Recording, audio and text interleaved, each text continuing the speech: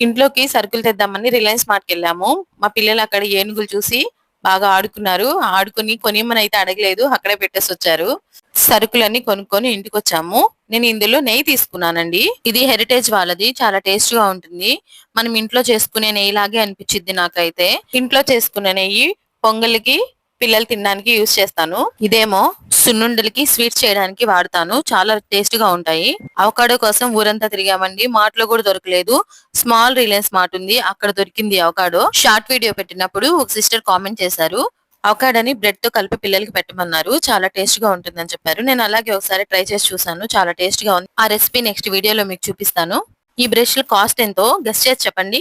ఇప్పుడు నేను చూపిస్తున్న ఫ్రూట్ పేరు ఏంటో చెప్పండి చూద్దాం. ఇది మాకు తెలుసులే అనుకుంటున్నారు కదూ. మీరు అనుకునే ఫ్రూట్ అయితే అది కాదండి. అందరూ ఇది నేరేడు పండు అనుకుంటారు. కానీ ఇది నేరేడు పండు కాదు. చూడ్డానికి అలాగే ఉంది కదా.